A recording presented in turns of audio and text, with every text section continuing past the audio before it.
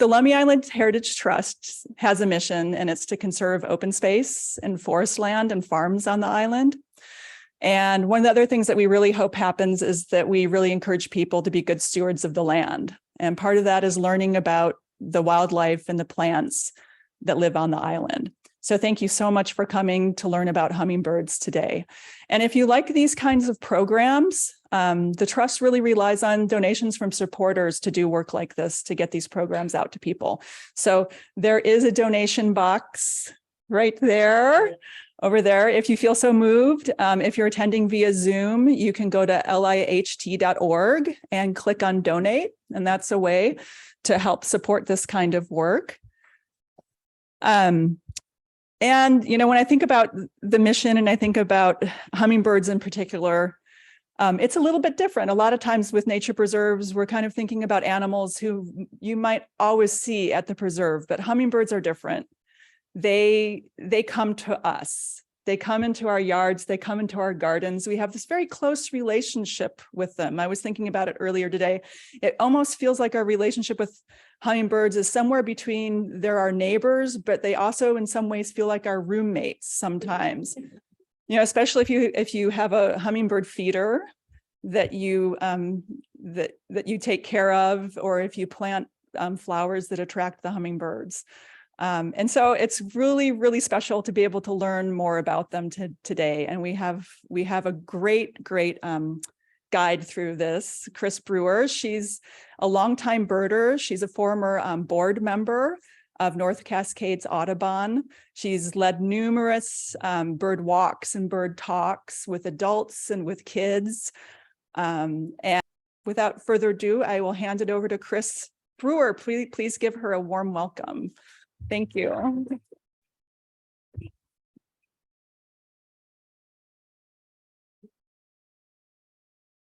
Oh, thanks. It's really great to be here. The last time I was here was probably 4 years ago when we could actually meet in person. And we talked about eagles at the library. And what I really loved about Lummi is that it is like these are your roommates. You really seem to care about them, you know, the critters and the places and the special places in nature and the animals. So I thank you for being such good stewards of this beautiful property here. It's beautiful. So I also know that if these birds are like your roommates, you agree, they're kind of like your roommates. They make you take care of them, or at least they show up and make you feel like you have a friend there. That there's probably something that you really particularly stands out to you about these birds. So I'd like you just to take a moment here and with your neighbor, just share one word, something about our hummingbirds that you see, or you don't see them that you wonder about. So just share that with your neighbor, and there may be 3 of you sharing, there may be 2, and you've got about 30 seconds. So just let it come to your mind, whatever it is. Go for it.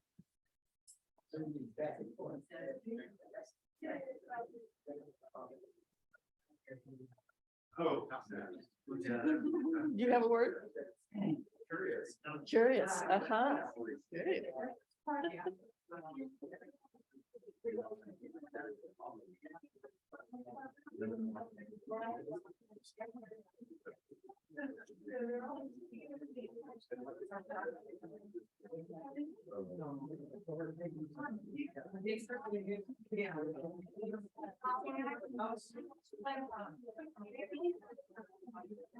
Well, that's about 30 seconds.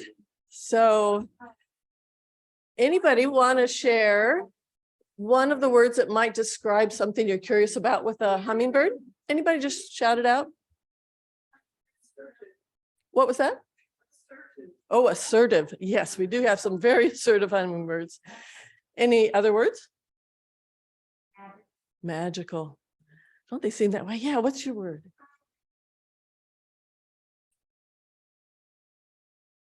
Well, did you forget? Okay, when you remember, you can let me know. Other words?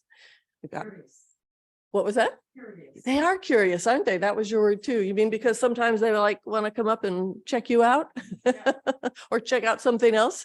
Yeah, they really have some very human characteristics, or at least very much wanting to engage in the environment around them. So that's what we're going to explore tonight. Many of those mystical things that we might wonder about, some of the interesting ways that they differ from some of our other creatures. They're pretty amazing. But before I start, I do want to give a shout out here to the photographers. I'm not a photographer, but I am delighted that we have photographers that are willing to share their little magical moments with these hummingbirds, because they've caught them in some amazing ways. I like always to support local photographers. So Doug Brown and Marion Hill and Eric Ellingson are all local Whatcom County people, and they very generously have let us use their photos.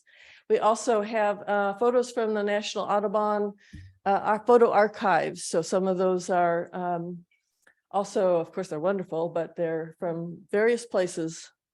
Washington Department of Fish and Wildlife and other agencies are also to be credited for this. And you'll see that they are credited for their photos, because it's a big job to get these photos, especially those fast little hummingbirds. So thanks to them very much. So, you know, we've done this, we've shared a little bit with our neighbor, and we've come up with words.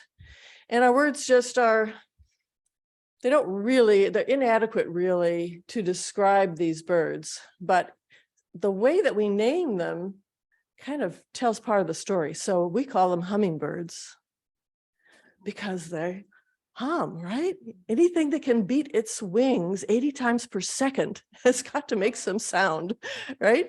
So that's part of why we call them that. But the places where hummingbirds live, and they don't live around the world, just in North and South America.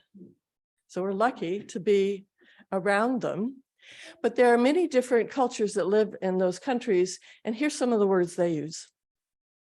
Flying jewels. Now, I'm not saying it in Spanish, of course, but that's what the Spanish words mean. Flying jewels. Does that capture it? Yeah, beautifully. Okay, we're going to do this. Let's see. There we go. Hummers, of course, and that's maybe our nickname for our roommates. Flower kissers. They really do, don't they? They get very intimate with those flowers. It's a mutually beneficial arrangement. Yeah. And then I get a kick out of flybird. Of course, all birds fly, but you know, they're kind of in their field of their own when it comes to flying. So I can understand why they would focus on that. And then this one I really love, because it's got a little of that onomatopoeia, you know, like El Zunzun. And to me, that captures the flying fast for sure. So El Zunzun actually speaks about what we're going to look at first, because it's such so prominent, and that is that they are amazing flyers. And they are actually the fastest flyers related to their body length. So that's one of the ways that, I don't know, airplane people and birders might measure how they capture the amazing elements of how things fly.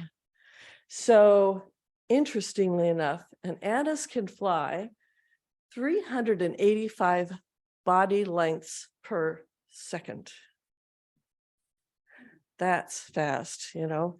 Some of our fastest military jets, and they can fly very, very fast, but they're also very, very big, right? So their ratio isn't even maybe as great as that.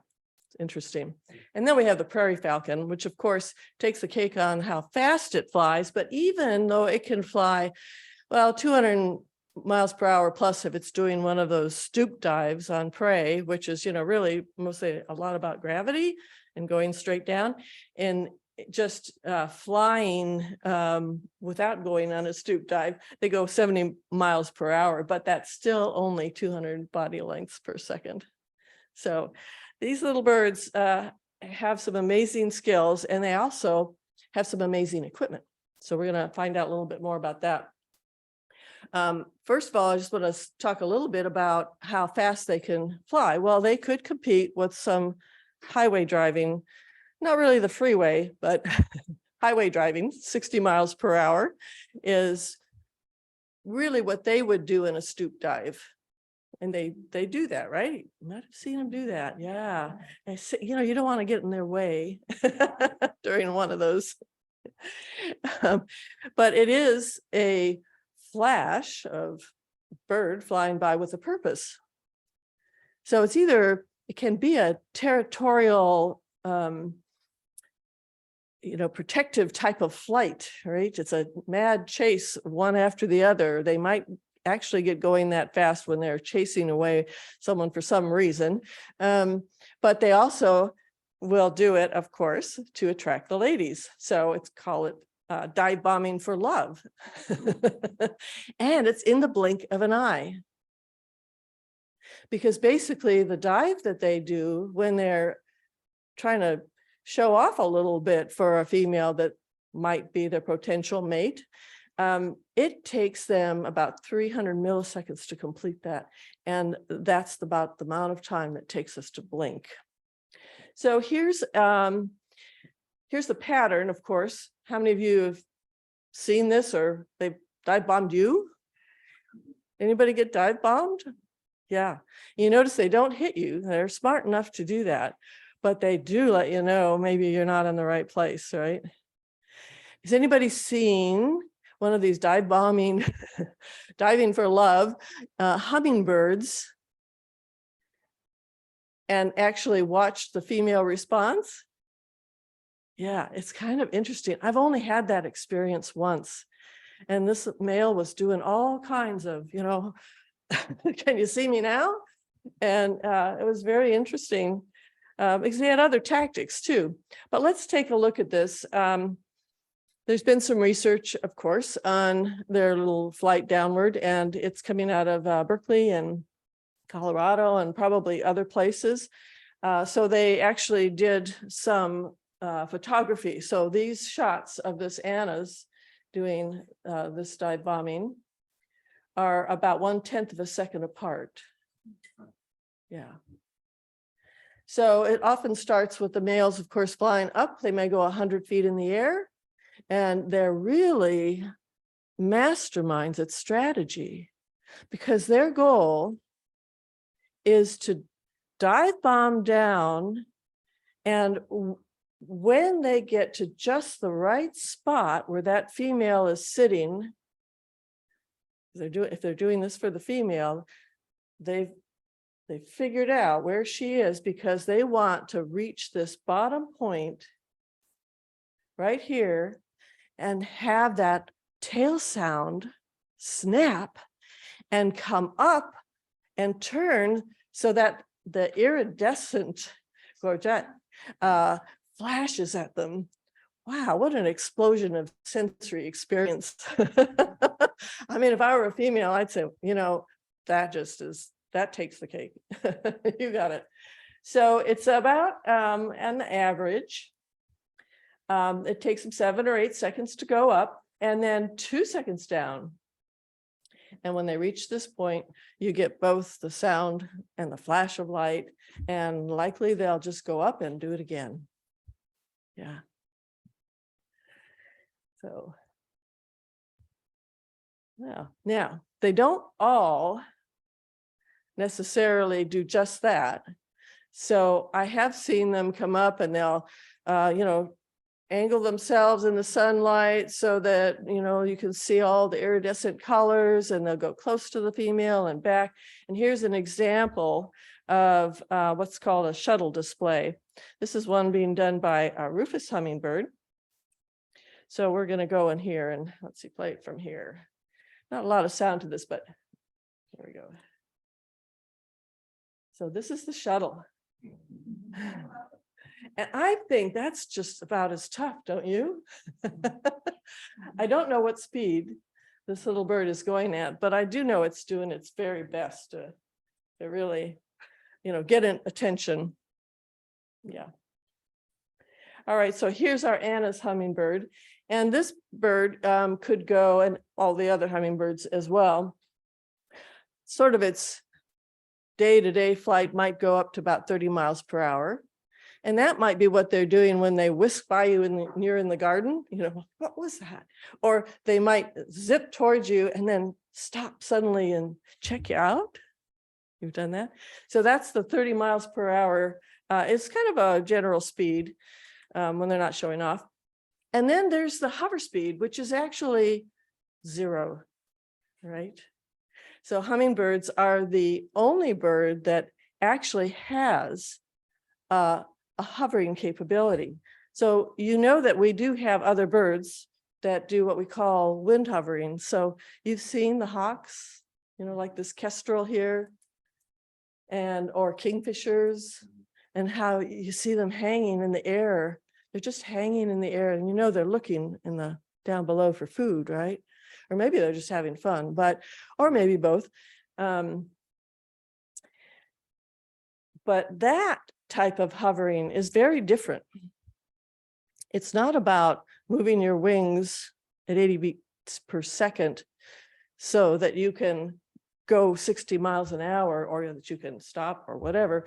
It's about playing in the wind and using the wind to allow you to stay in one place. So take a look at this. Let's see. Okay, so here we are with this hawk here. So the wind is coming at the hawk, right? So it looks at what direction is the wind coming and goes into the wind, flaps its wings a little bit. This is slow motion, right? Flaps its wings and just enough to kind of let it hang in the air. Now, if you're in an airplane, you just go right? in between those flaps, but he can make this work. And notice how he moves his tail back and forth, his little rudder to kind of help keep him in one place.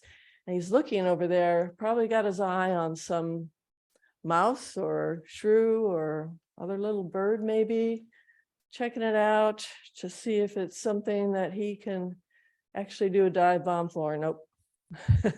Gives it up. So that's one way that birds do create that hovering. But let's take a look at how the hummingbirds do it. And I'm going to show you 2 minutes of this. It's a Smithsonian Institute program, and you have David Attenborough talking. And he's going to just share about a study that's in Ecuador. So Ecuador has about 40% of South America's hummingbirds. And you get to see some images of how they actually are able to hover. So let's take a look. Let's see here.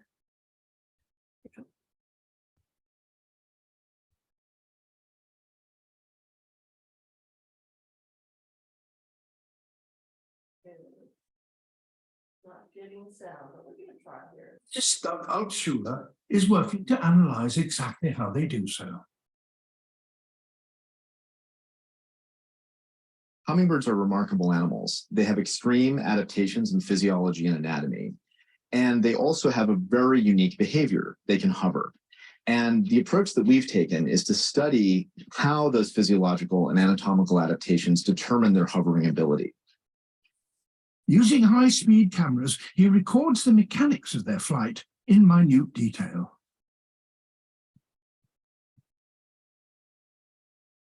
He can slow down the action by around 40 times, and so observe exactly what's taking place.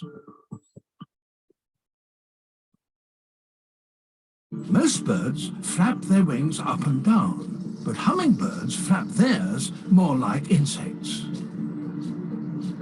They twist their wings around between strokes and so can generate lift when flapping both forwards and backwards.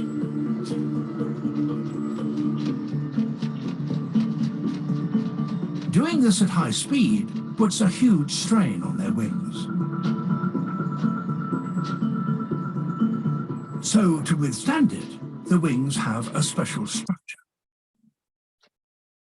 The hummingbird wing is very stiff and undergoes few changes in shape as it rapidly beats back and forth.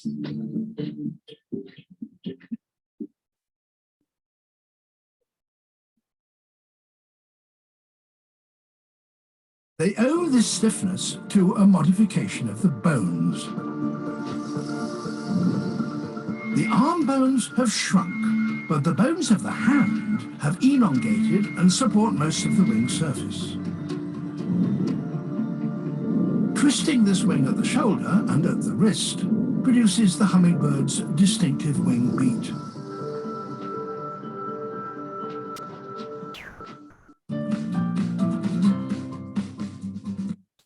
There. So it's really this evolution of the arm and the hand structure that's allowed them to do this type of flight. And the fact that because they can move their wings rather than just up and down, they can sort of do this figure eight pattern. They are creating lift with each wing beat going down and up and down and up. So that allows them to hover like no other bird can. Pretty amazing. And the length of the fingers, well, take a look at this. So this is, I do wonder what we could do if we created that extra long fingers. I didn't really work for Edward Scissorhand, but it might for us. And if you can imagine, or just take your hand in front of you, if you were to flap your arm all the way up and down, it takes a certain amount of effort and energy, right? And that's what he's talking about. It really uses a lot of energy. But if your arm is here and most of it is in the fingers, which can stiffen, it's really easy to go much faster. I don't think I can do 80 beats per second, but if you can, let me know. I'm just convinced that hummingbirds live in an entirely different world. They're in a time warp. You know, anything that heartbeat can be 1,200 beats per minute or can flap their wings 80 beats per second is in a different relationship to time. Yeah, so it's pretty interesting. So yes, now I've been saying 80, and that's for the smaller birds, the smaller hummingbirds. If the larger hummingbirds, and we'll see some examples of ones that are quite large, it's about 12. But that's still pretty good. I'm not sure I could do 12 per second with just my arm and fingers. So anyways, we do know too that they have great aerial skills. Have you seen them fly backwards? Yeah, how can that be? Upside down. They go sideways in a nanosecond. It's just truly amazing. And so what's interesting about this is that they've developed a really entirely different relationship to space than any other mammal or bird, really. So if you think about it, if you see something coming at you that's dangerous, like that giant hornet, giant Asian hornet that's in there, if I saw one of those huge hornets coming at me, I would probably turn and run, right? Would you do that? You would do that, right? Smart boy. And then if I saw something attractive to me, I would go forward, right? So that's really what all animals do, but not the hummingbird. So they will move sideways or up or down, or whatever movement is going to be most advantageous to them in the moment. And if you can imagine, if something was coming at you from this direction and you decided, oh, I think I'll just go sideways. You know, that not going to happen, right? Would never think about doing that, but that's exactly what they do. They go up, down, sideways, upside down, whatever works. So, so I don't think I can move that and get it better on there, but it does say that one of the keys to this is that it's in their brains that they have developed and evolved some special elements to their brains. And their brains are about the size of a pea. They have, that's what, 4% of their body weight. Ours brains are 2.5% of our body weight. So they actually have a higher ratio of brain in their body than we do. So they've got actually a larger brain relationship, and they have this area here. It's an area in their brain that's attached to the visual field. So there's two parts to this. They have a large retina. So, light comes in, light patterns come into your eyes, and at the back of your eyes is the retina, and that converts the signals into neural messages that go to your brain and tell you what's going on. So that area is larger in relationship to most other critters, including us. Now, they also have an area that connects to that, that's sort of what we call a superspatial area. So it's looking and understanding all of the information that's coming in and allowing that bird to move in whatever direction and reorient themselves as best they can and as need be.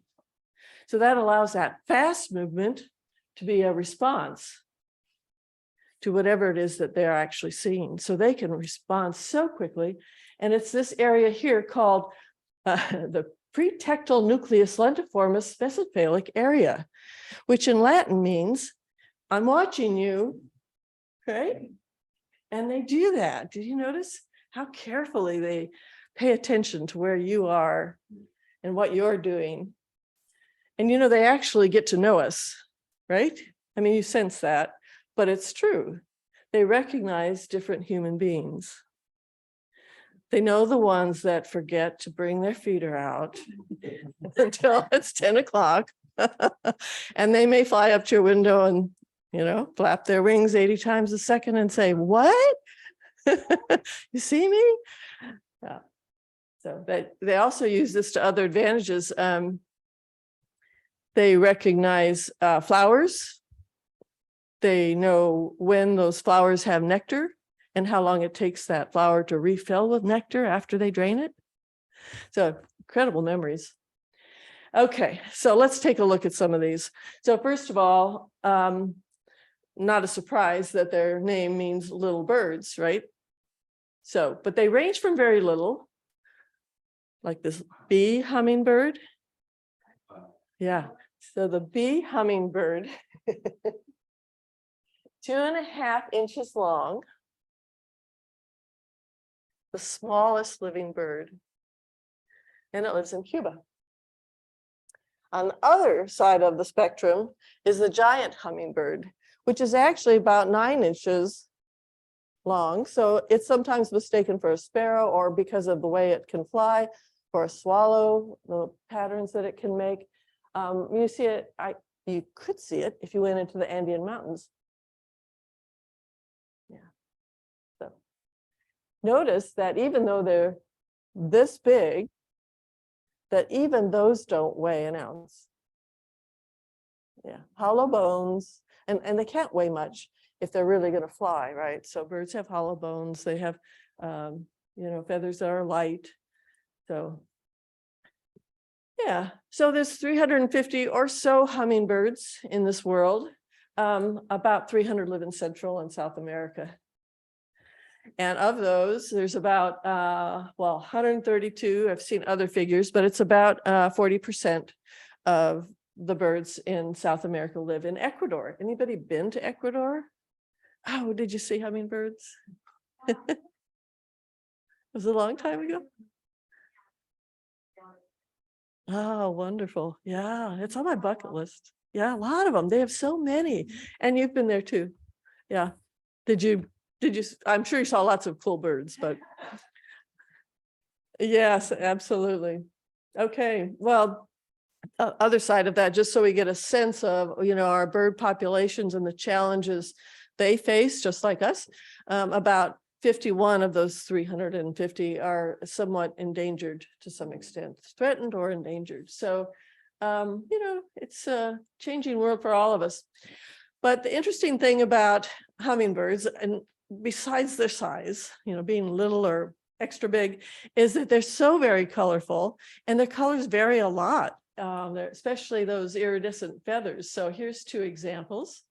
And you can see that while we're used to seeing hummingbirds that might have iridescence on their throat or perhaps on the crown, like the Annas do, these birds are covered in many ways with that iridescence.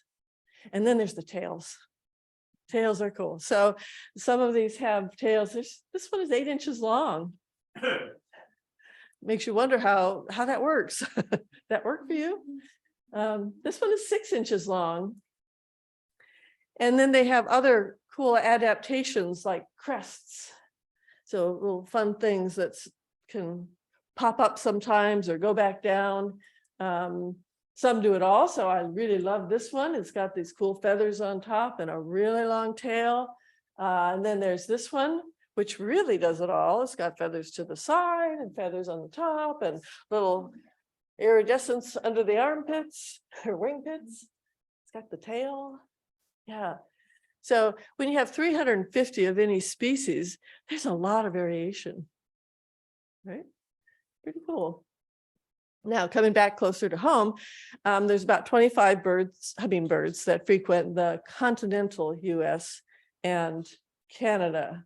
And they are Anna's, yes, and Rufus. Now, anybody spend time in Eastern Washington where you might see, yes, have you seen black-chinned? Well, they're not really black, they call them black, but they're purple. Yeah, because it's sometimes hard to see them. If you have a feeder, that makes it easier, but if you're just out around, you may not see them, but there are black-chinned, and we'll see those. The ones that we won't see around here much that are part of the continental US birds is this ruby-throated. And they're really very, very common. So those are the 4 that you'll see in the US and Canada quite a lot. It's not the only ones, of course. But you notice you said continental because hummingbirds are banned in Hawaii. You're nodding your head. Yeah, did you know why?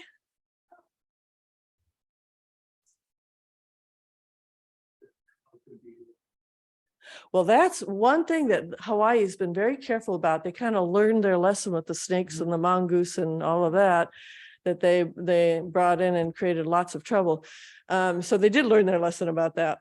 But I was surprised to also hear that because hummingbirds are major pollinators, and if you pollinate a pineapple, it gets tough, it gets these tough spots on it, that they banned hummingbirds from being entering into the country. They didn't originally have any anyways, but they wouldn't let them in the country because it would disrupt the pineapple industry.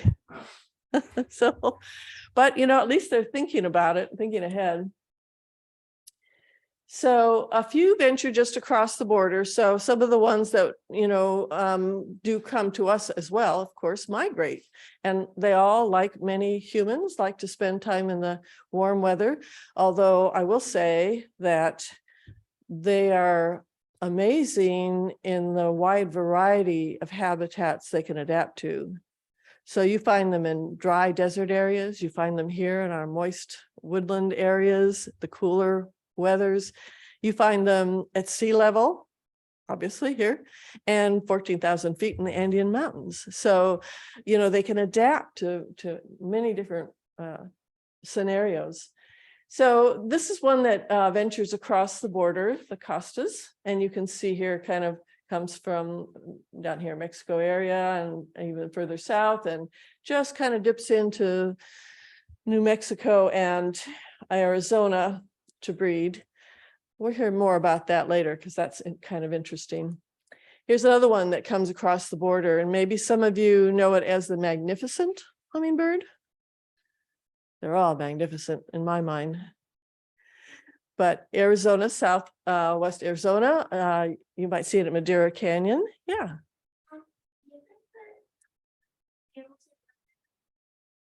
Oh, he's just asked a really good question. I'm glad you picked up on that. And I'm going to veer off for a minute to answer your question. And that's why, do I think they live in Europe and Asia? Well, they probably could, but they don't. But they used to be in Europe. And it's kind of a mystery because I've not found anything yet that says exactly why. What they say is, we don't know exactly why, but there aren't any. So I wonder what they do with their birds. But Asia never had them. They have some birds that have some similarities, but they're definitely not hummingbirds. We call sunbirds, but yeah, no countries other than North and South America and some of the associated islands have hummingbirds. I guess that must have been it. They have some kinds of records, whether it's written in historical, and I'm sure there could easily be fossils. So that's another thing to look into. I just recently found out about that. Surprised me that they actually used to be there. So stay tuned. If you find out why, let me know. And I'm going to continue to look into it too. So this magnificent hummingbird actually started out being called Rivolis. Rivoli was a French duke and his wife was named Anna, and that's how our Anna's hummingbird got their name. But they changed it to magnificent. I thought that was really appropriate. I have seen it in Arizona. It is magnificent. And then recently they changed it back to Rivolis and split the species into two, the Talamanca and the Rivolis, because genetically they are different enough that they see them now as two different species, and they actually live in two different areas. So, you know, people that look at our birds and study them and try to find out more about them have a lot of new tools, and genetic testing is one of them. So that's why I brought that bird up. But I wanted to talk a little more about this costus.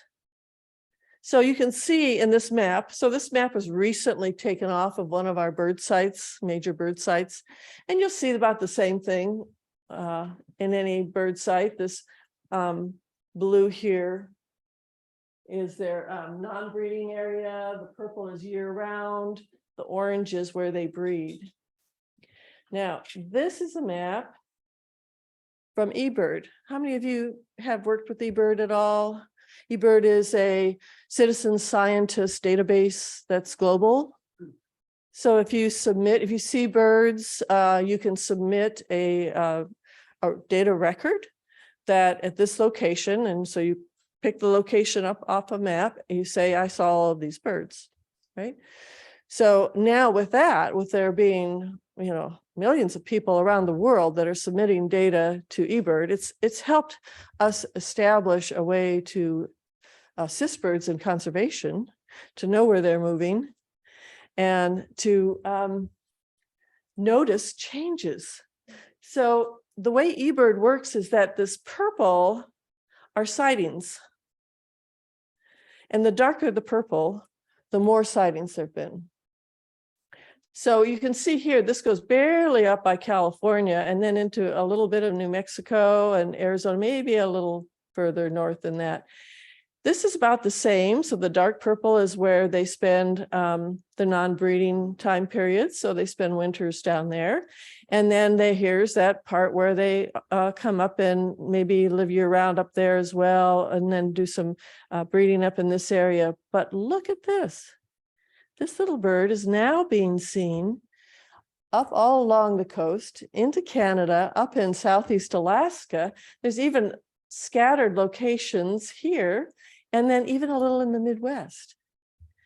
So we're seeing that our birds are either moving, or we're maybe tracking them better, or both. And again, we're going to find out more about that too in a bit. You had another question? So it looks like there's a bit of those birds in the area where Lummi is. Yes. Yes. Are there many in Washington? No, there aren't many in Washington. And actually, we're going to find out just how many in a bit. You're very observant. I appreciate that. So let's look at our birds. So first, we've got 4 common hummingbirds and Rufus, right? And we mentioned the Annas. And then the black-chinned we talked about. We didn't talk about the calliope. So both of these tend to spend more time on the eastern side, or at least up in the mountains and more towards the east. And these will be in maybe more than one of those areas. And so we're lucky to have these two. Anybody seen a Rufus come in yet? It's a little early. But in the next maybe 2, 3, 4 weeks, you're going to start seeing them, and that's always fun. So are there other occasional visitors?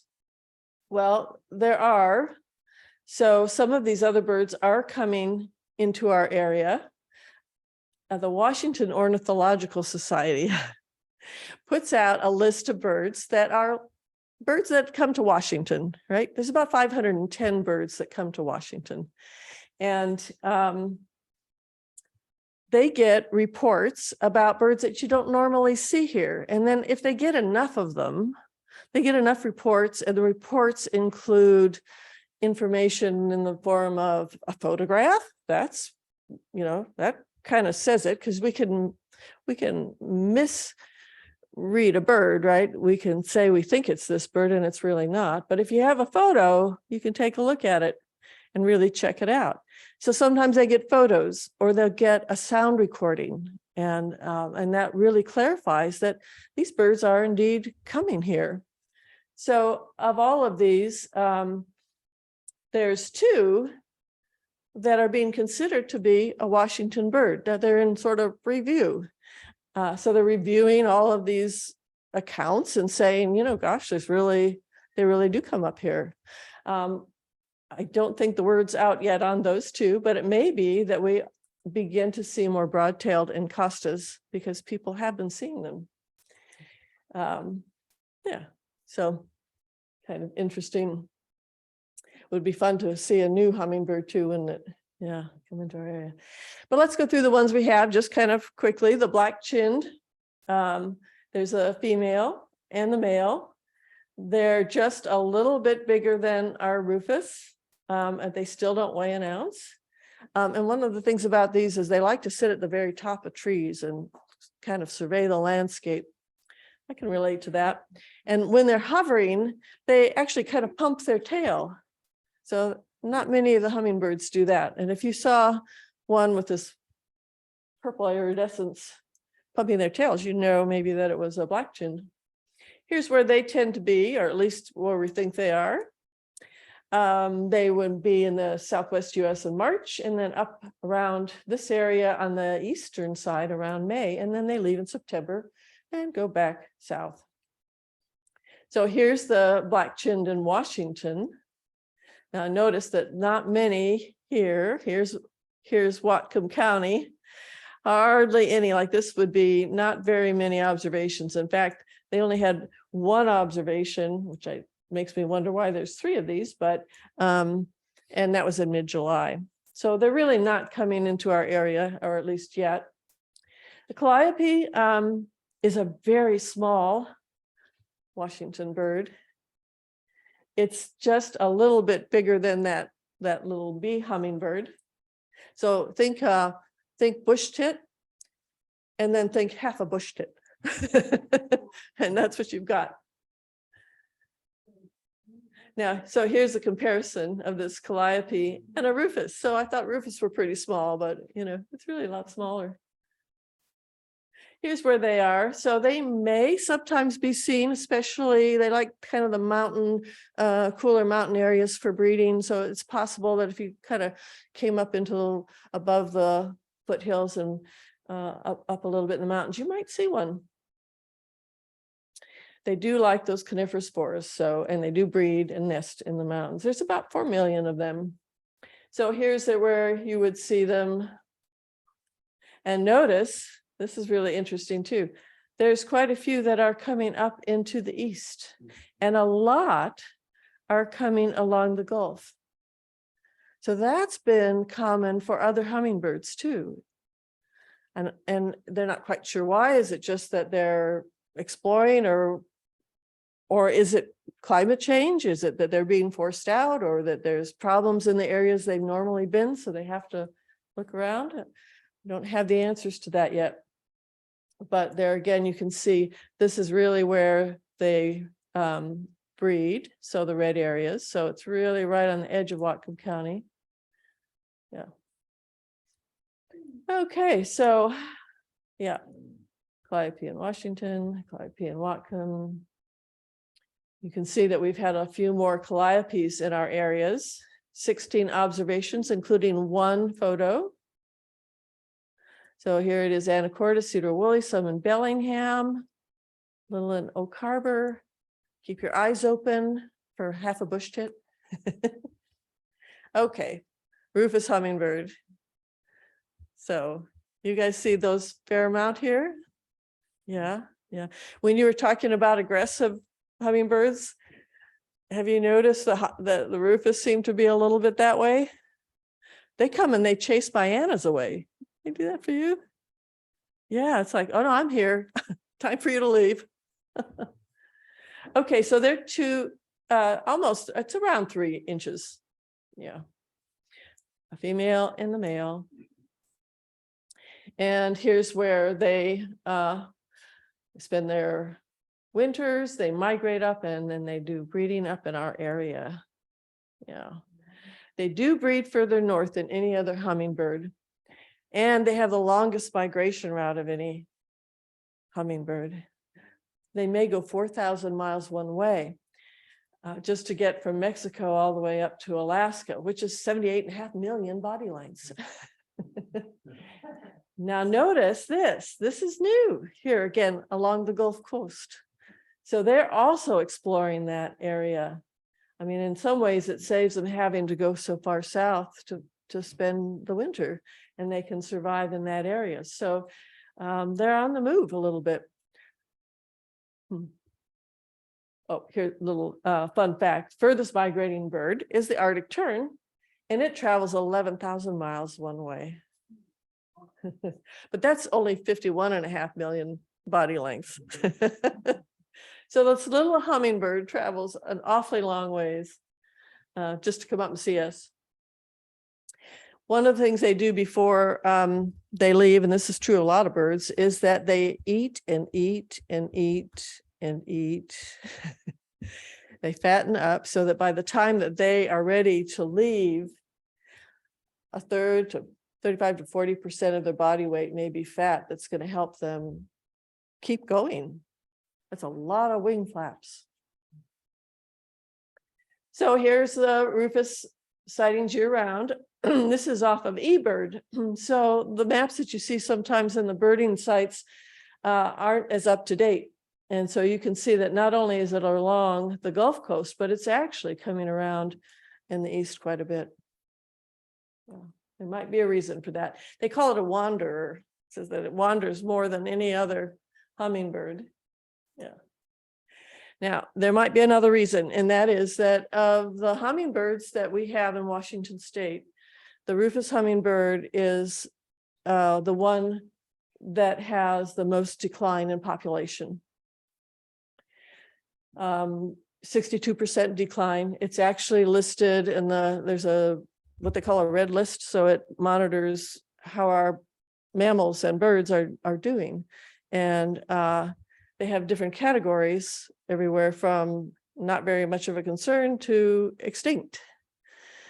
And the categories go from least concern to the category that this bird is in, which is near threatened, to vulnerable, to threatened, to extinct in the wild, and then extinct in any scenario. So they're not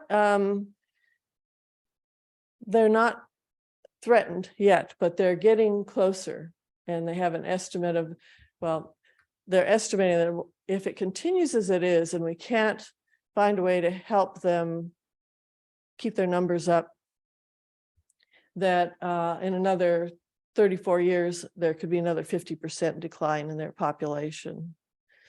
So these are all things that we need to kind of keep in mind and see what we can do to help them out. Meanwhile, here's the Annas. So it's the only hummingbird that has a red iridescence on the crown.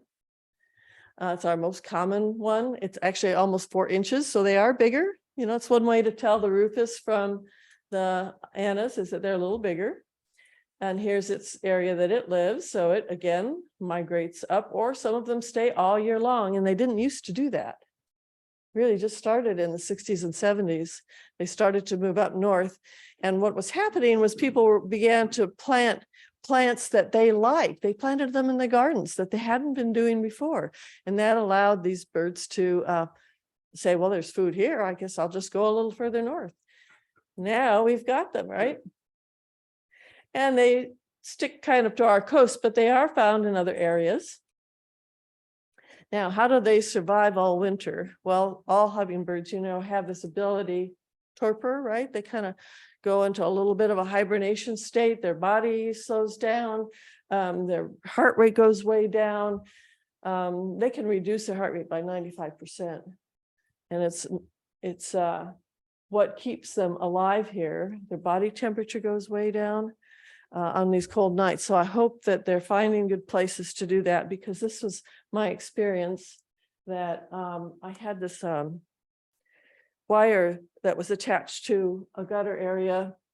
It was actually for a feeder, but it was too hard to get feeders up and down. I have a raccoon problem. So I was trying to get it out of the raccoon reach, but then it was out of my reach. And so I took the feeder down and I left the wire up. Now, this is just a gutter, right? And so when the wind blows, there isn't much protection, right? So if it's really cold, what happened is it got really cold. And I woke up one morning and this bird was there on the wire and it wasn't moving. And I just waited and waited and waited and waited, but it didn't make it. This was another one that my neighbor found on her deck. So it doesn't mean that they can survive all the time. And any hummingbird, most of them die in the first year. If they can survive the first year, then they can live 5, 6, 7, 8 years. But it's tough. And the winter weather here can be a problem for our annas. So we're going to switch here. There are 2 photos, these beautiful photos that they're sharing with me are very heavy in pixels, and so it takes up a lot of space, so it's easier to have it in 2 different PowerPoints. Okay, question for you. What do these 2 have in common? What do you think? I think they both look like they're showing them. They do. You know, I would agree with you on that. And they look kind of like they're feeling tough, right? Okay. Well, you may not know, but this part of the armor is called a gorget, which is a French word meaning throat, the gorget. And that is, that's okay. That is what this is called. That throat. It looks kind of like a plate, doesn't it? And it kind of gives them that sort of look you're talking about. Yeah.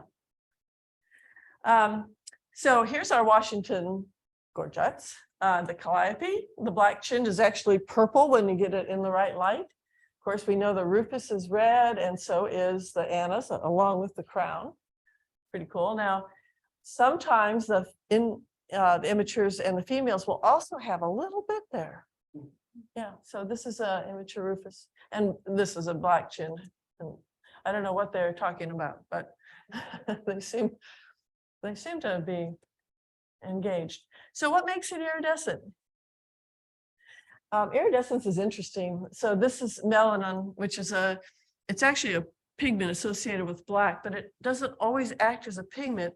Sometimes it acts as a structure, and they're kind of like in little platelets, little plates, kind of like that armor, right?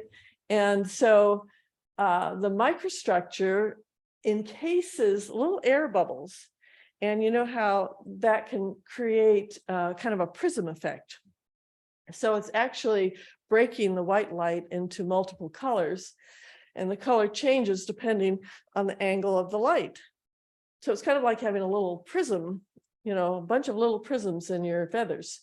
You can see that happens with oil and whatnot, but these are probably a really good example of the air bubble that changes in the light.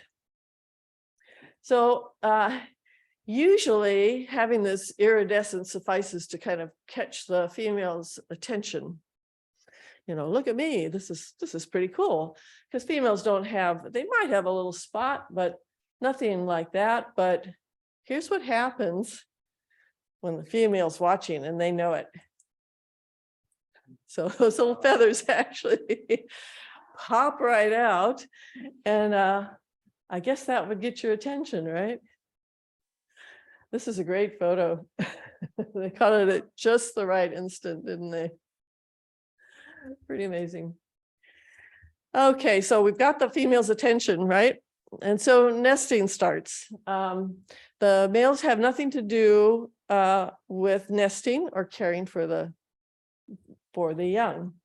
So they're involved in getting the female's attention and creating that scenario, and then the nesting goes into the female's role. So here's some interesting places they've nested. This I like, it keeps her really nice and warm. She's sitting on this little nest.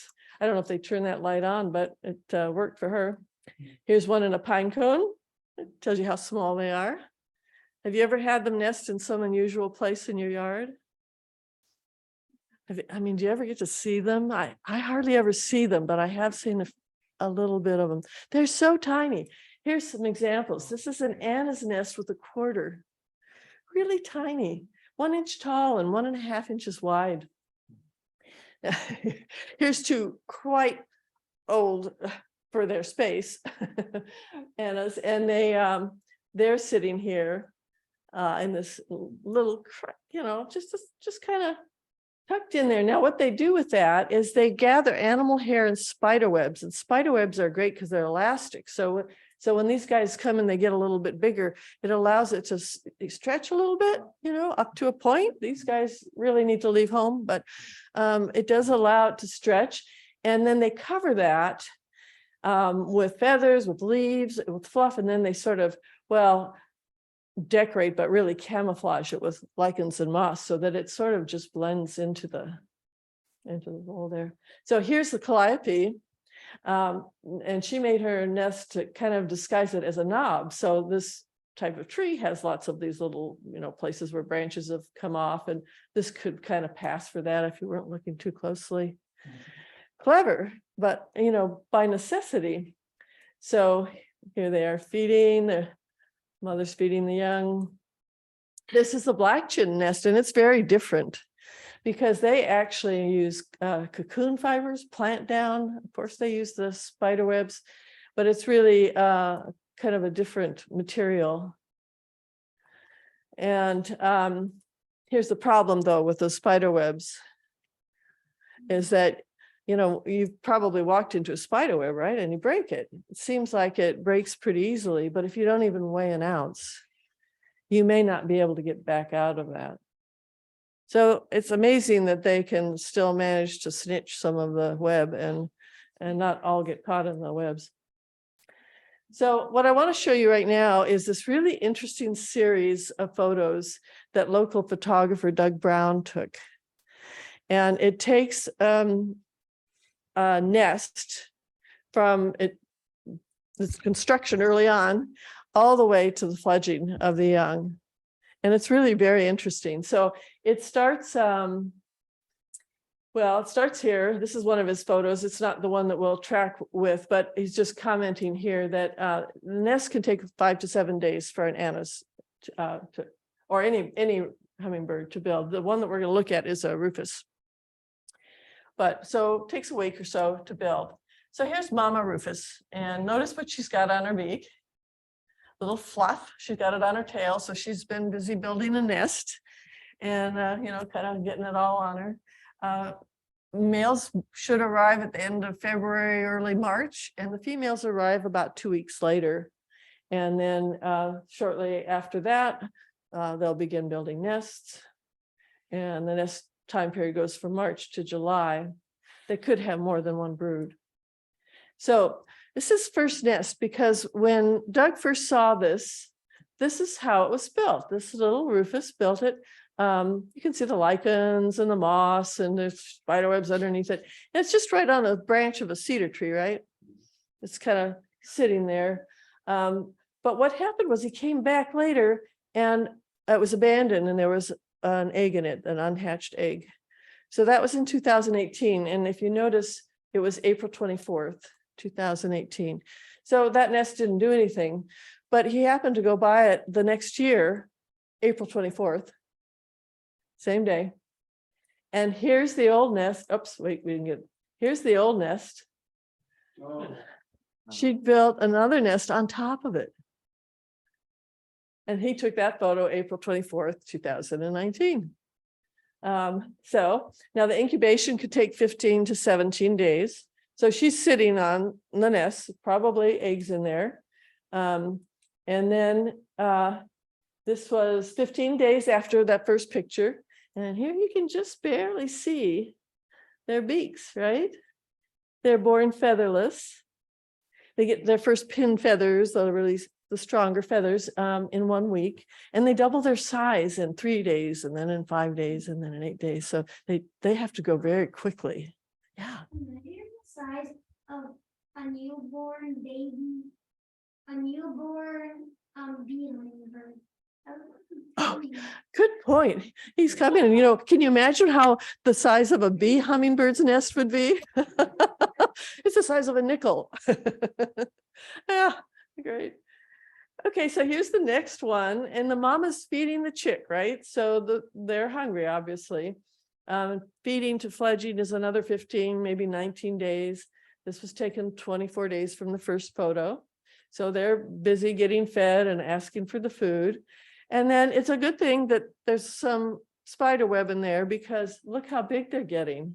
This little one is trying to stretch its wing. It might be thinking about flying, but the nest is definitely getting tighter 24 days from that first photo.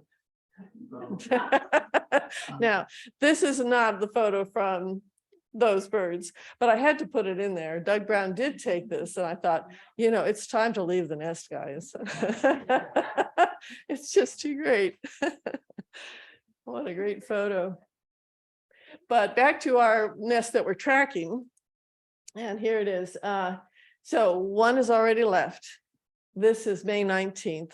So it is 25 days from that first photo when she was sitting on the eggs. And one's left, the other one is busy here getting fed by mom. And the next thing you know, it's on a branch, and they will feed them for a little while, off the nest. But bravo, managed to hatch that round and create some more. They do. Speaking of long beaks, so we're going to wrap this up by looking at their food and what you can do to feed them. So we all know that this is a new word, nectarivores, i.e. they like nectar, but they also do eat insects, and they may visit up to 1,000 plants in a day. They actually will pollinate about 143 different species of plants. So they're really important in that sense of pollination as well. Here's their tongue. So even if they have a short bill here, this is again a Doug Brown photo, their tongue can extend a long ways for the nectar that's just beyond reach. They have like a hair-like kind of little filaments. So the tongue goes into the flower, it splits, it's forked, it's got these little hair-like things, and then it rolls itself back up, and they can sort of lick the nectar. Again, they're in a different time world, 12 to 14 times a second. Okay, so bills and flowers kind of evolved together. So this are South American birds here, and this is the sword bill. So this is, it can be 4 to 5 inches long. And that's about as long as its body. Seems awkward to carry around, but then if you're trying to get nectar out of these type of flowers, the Passiflora mixta, you kind of need that. So here's the Passiflora mixta. It's got this long, they call it a corolla tube, and the nectar's down in here. So it's evolved to be the only bird that can actually get in there and get that nectar out. So they've got a unique relationship there. Here's another unique relationship. The white-tipped sickle-billed hummingbird has a very curved bill, and it's got to go into this curved flower, and that's their relationship with that flower. So pretty cool. So in terms of plants that our hummingbirds really love, and this is something to think about, here are a few of them, and there's a handout here that has a list of some others. There's a couple handouts that list different types of plants, and if you're interested in those, we're going to try to get those on the website here so that you can download your own copy of them, less paper, but there are still some for plants that hummingbirds are attracted to. Snapdragons, fuchsias, foxgloves. I love seeing them crawl into a foxglove. They kind of vanish, don't they? But it doesn't have to be a real long tube. So here's a fireweed. I just want to comment that, how many of you plant fireweed in your yard? How many of you pull it out if it shows up? So fireweed grows naturally, especially in disturbed areas like fires or where the ground has been taken off for whatever reason. So at any rate, it grows in those sorts of areas, and I highly recommend keeping them. I was pulling them out for a while, and then I thought, why am I doing this? I should let them just grow. Hummingbirds like them. So petunias. You wouldn't think petunias would be a favorite plant, but it is. And you know why? If you plant a petunia in June, it's still going to be flowering in August, right? Yeah. So a lot of these plants flower and then they're done, and that's it. But the petunias have nectar over a long period of time. Tiger lilies, those are great. Here's milkweed. Butterflies also love those. So they can actually extract nectar out of those, and they will. Just as a note that the reason they go to 1,000 different plants, as it says here, is they need in a day to eat 2 to 3 times their body weight. So they've got to be constantly getting nectar from somewhere. Milk thistles even. So here's the trumpet flower, the honeysuckle. Now notice this. Yeah, so this hummingbird is not going down the tube, it's punching the side of it. So it's not contributing to the pollination, but it's getting its nectar. Interesting, isn't it? So they can do that too. Lots of shrubs. Common snowberry is a great native plant shrub for any bird because of these white berries. They last all through the winter, and I noticed that they are the last things to get eaten. Like they're still white out there. And I don't know if they're just not very palatable and the birds wait till everything else is gone or how that works, but they will eat those. And the hummingbirds will get nectar from their flowers. So they're a great plant. They're a wonderful shrub. The red currant is a favorite for hummingbirds, also favorite for many of us. Salmon berries, get the benefit of the berries. Insects, so they need to eat insects for the protein. It's roughly 1/3 of their diet. When the female feeds the young hummingbirds, she kind of makes a slurry of nectar and insects.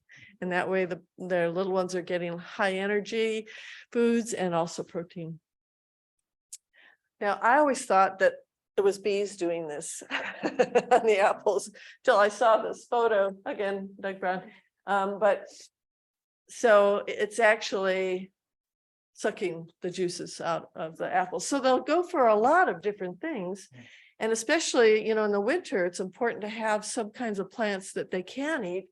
So the Oregon grape blooms early, sometimes when it's in the snow. There are heathers that bloom in the winter.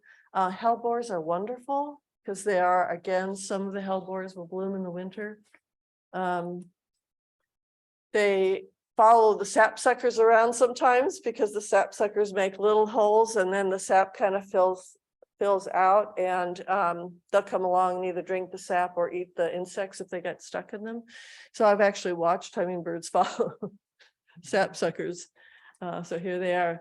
They'll also just eat sap if there's been a damage done to a tree, and so the tree is producing sap. They will take that food. And of course, they need water. How many of you have watched them grab water from a sprinkler? Isn't that the funniest thing you've ever seen? And they're good at it. Right? They just get in there and grab some, and then the sprinkler's still moving. It's that wonderful ability they have to move. So however they can get water is great. Lots of different ways. If you don't have water in your yard for them, you might think about it, having some way that they can also get water from you. Now I have to share this. You'll appreciate this. So we can feed the birds. This is on Orcas Island on the Jeremy Trumbull Trail. And I came across this house and I had to laugh and then take a photo of it. Isn't that fun? There's 20 hummingbird feeders. I think they must like fill them up and start all over. It's sort of like mowing you on, you know. Oh, it's amazing. Anyways, Jeremy Trumbull Trail. So to feed or not to feed, I'm putting this in here just because you might read some things that do talk about should we feed them or should we not? And there's arguments back and forth. So here's some of the thoughts. Is the species at risk? And if they were threatened or endangered, then you really need to know about that bird's behavior patterns so that you make sure that how you're feeding them is going to support them. And this came up because of the Florida scrub jay, which was very much having troubles. And so people started feeding it. The problem is that because they were feeding it, they came early, they nested earlier, and then the plants that they relied on to feed their young weren't flowered yet. And so their young wouldn't make it. So all it meant is that you really do have to understand if that bird has some special needs, and you have to work with those needs. We don't have birds that are in that point right now, luckily. Is the food appropriate and safely provided? So consider locations. Cats are, I have a cat, and they're one of the biggest killers of birds in general. I'd love to see, I don't think my cat could get a hummingbird as clever as he is, but he doesn't go outside. But are there other predators? Are you placing it in a place where they might fly into the window a lot? If so, know that there's window decals you can use, or move the feeders. Are they clean? Viruses have created some problems in recent years with killing numerous birds because you're bringing many birds into an area that wouldn't normally be together, and they're passing that virus quickly. So that's an issue. And then I have to just mention that the healthiest food for your birds is native plants in your yard. I have both. I like to feed, I like to have those. So is it in any way dangerous? Are you near a road where the bird might fly into the road by trying to get into your feeder? Is there anything else dangerous? So those are just some thoughts. But the other part of it is that, we can feed the birds. Hummingbirds, of course, you may have some of these feeders. These are all plastic, which it does last a long time, but it will last longer than you do. So it's nice if we can use glass. There's other problems with glass. Be sure you're cleaning them regularly because of those virus issues. And they recommend that you use just hot water, not dish soap, not bleach, too much residue that's toxic, but really good hot water. And I have a special brush I only use for that. Yeah, you can use maybe a little vinegar water that if you need to, but hot water can do it. I think this is just fun.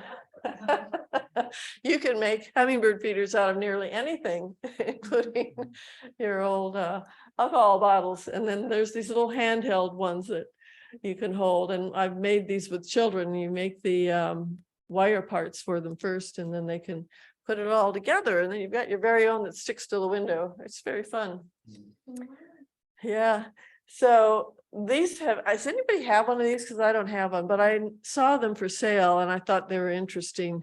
It might be a way to keep them from chasing each other off if there's like enough feeders. Not always.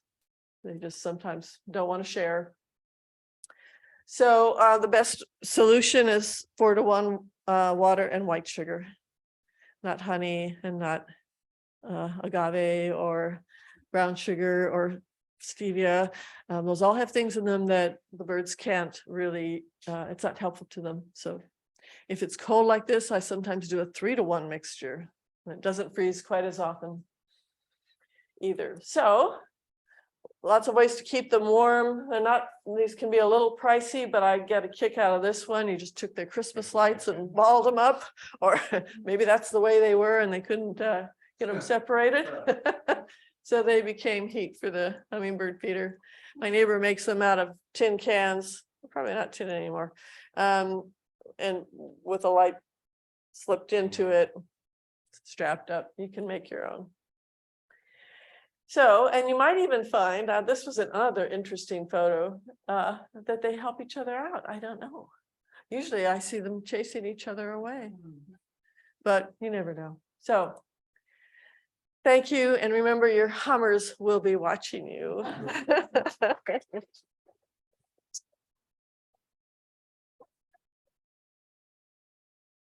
Thanks for being patient through all that information. And do we have questions?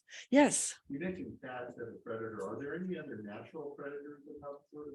Oh, you know, I do think that the maybe hawks could, if they were not moving very fast. Sometimes what happens for a hummingbird is that it won't come out of torpor fast enough and a predator will get it. But there's nothing you can do about that. And mostly I often see hummers around hawks because they just move too darn fast for anybody else. So mostly cats would be an issue for birds in general. Again, I don't know if they could catch a hummingbird. The hummingbirds are too far in the air, so. Yes, Do they make stops on the way? Do they make stops on the way? Yes, they do. You know, it can take them 2-3 months if they're coming a long distance like that 4,000 miles stretch. And so they will have favorite places where they stop and they rest and they eat. And that's one of the problems that they're having in terms of lowering populations. Yes, because they come around and they think, oh, I know exactly where this great, you know, orchard or flower bed is. And it's right, it's gone. So then they have to look elsewhere because remember, they have this memory. They know where those plants are. And so if they go away, yeah, they have to find something else. Yes. So at our place, it looks like it's just the ladies who stay over the winter. You don't see the males. And it's always the ones that are not as colorful. Mhm. So is that a? They don't thing? have Just the. girls are stronger, so they stay in the. I'm sure that's it. The girls are stronger. Why don't they? Yeah. So she's saying that they, it seems like it's mostly females that are staying over. Now, know that, you know, it could be a juvenile male too that you might be seeing. But you know, because they only live 8 years, I would think that that would be pretty quick. You know, they might through that first winter might be developing that. That's a good thing. I really should look up because I'm not quite sure. Every bird does that differently. Like the smaller birds tend to mature more quickly than the larger birds. Like an eagle takes 5 years to get full plumage. So it may be that you're just seeing the females and I don't know where the males are down the street at the. Yeah. Yes. Is it probable that the decline in the hummingbird because they're nectar eaters is also why you see a decline in other pollinators from the undercanoids and such for agriculture? Yeah, is it the decline in hummingbirds and other birds? Could it be from agriculture? Definitely, because one of the issues that's getting hummingbirds too is the pesticides, the herbicides. You know, those are just toxic and they're getting right into them. And so, you know, we do lose a lot that way for sure. And a lot of other birds too are from the way that we farm and use chemicals. Right. And even in your own yard, right? So you really need to think about what you're spraying on your plants and understanding that other living beings rely on them. And us. But even when you buy like seed packets of flowers you think you're gonna plant, they're probably coated. Yeah, the seeds may be coated. You're introducing the poison yourself by not paying attention. That's right. You do have to kind of be aware of what you put in your garden. Lots of things have poisons. Yes. Did you have a question? No, go ahead. I just wondering how territorial are they? So I mean, if you have 20 hummingbird feeders, You know, I wish that person had been home because, you know, the question is, how territorial are they if you have many hummingbird feeders? So they're pretty territorial, especially the rufous are known for that, but they are all territorial. And, you know, I think you just kind of have to play with it. So my friend had a real problem. That was her dead hummingbird on the deck in the snow, and she actually watched one hummingbird kill that one. And with her jaw, I mean, it happened so fast. It got on top of it, held it down in the snow, and then it did fly a little ways and then it died. So it must have been injured. So it was all about the territory. And she tried putting feeders around the bend where one couldn't see the other. And that didn't seem to help either. So I think it just depends a little bit on the individual birds, but I have seen hummingbirds share feeders. So sometimes that works, and sometimes it's the same little feeder. And, you know, sometimes there'll be several. Yeah, so I don't really have an answer for that. And, you know, is it personality?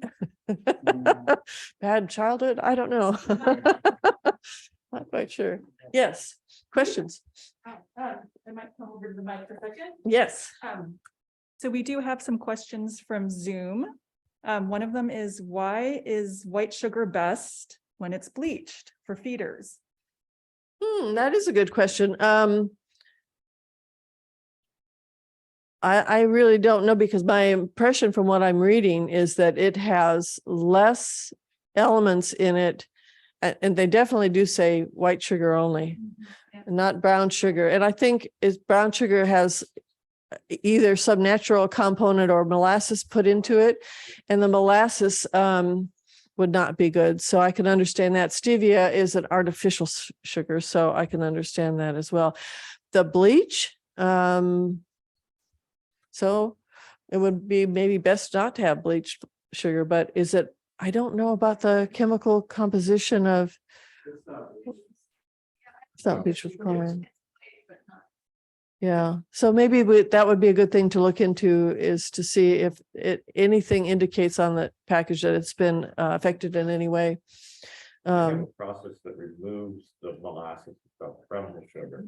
And what I understand from living in South Florida near one of those, that process is called bleaching.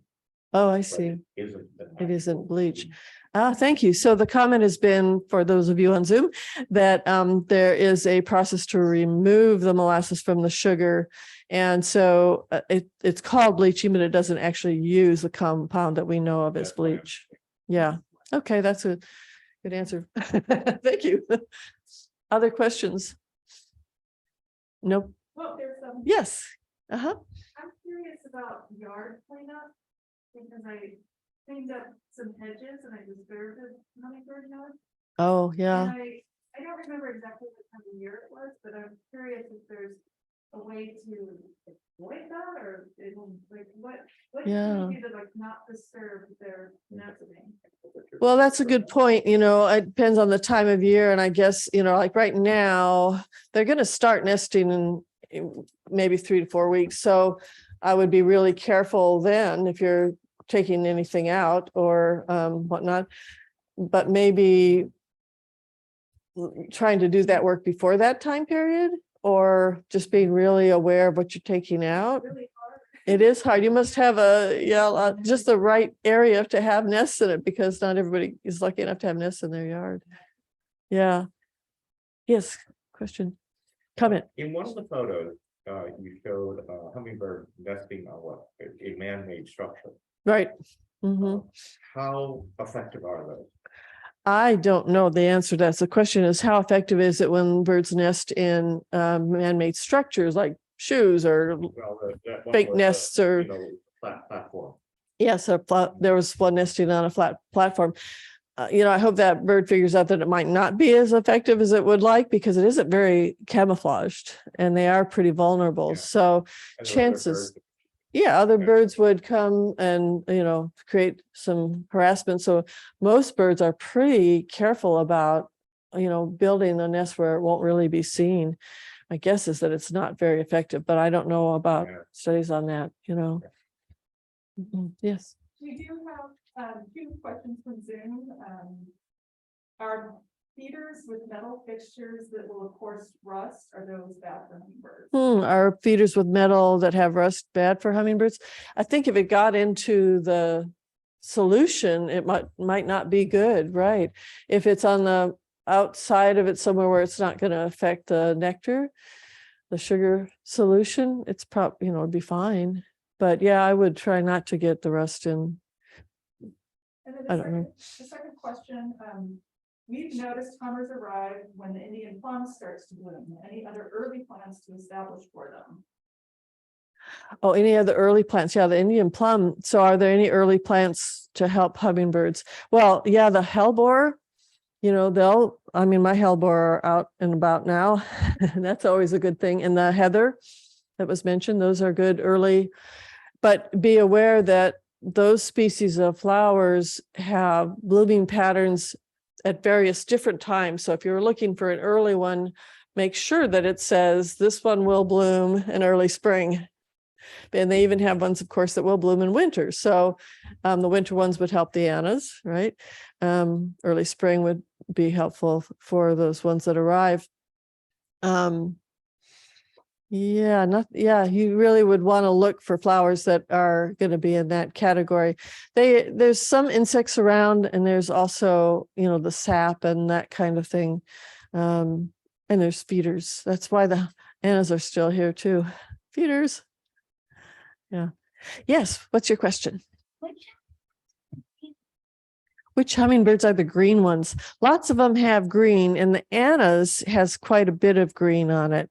And then they're red on their throat and their crown. The ones that you're going to see that aren't green are the rufous. And so if you see a green one, it's likely an annas, except know that the females of the rufous are also kind of green, but they have a rust color on their sides. And so that's something to look for. If you see a green hummingbird, does it also have a rust color? I do see those, but usually it's mostly green. Yeah, mostly green would be the annas. Yeah, mostly green. Yes. Yeah. So what do the annas do when it's this cold out right now? Yeah, what do the annas do when it's this cold? Well, they're probably going into torpor at night, and hopefully they are finding a nice little place to be where it is going to be free from wind. And the snow isn't necessarily a problem because snow can be insulating, but they're probably doing that, and then they're coming to my feeder by the time the sun comes up. And if I'm not up, they're wondering why I'm not up. So they are relying a lot on what we're doing. They are pretty good at finding food in various places. And so they would be after any plants that are still blooming. Again, our most common ones would be the heather and the hellebore. And I'm trying to think, well, Oregon grape sometimes blooms early, but I haven't seen any blooming this early right now. It's tough, but it's amazing that they do survive. Yeah. So planting native plants is really helpful for them. Yeah.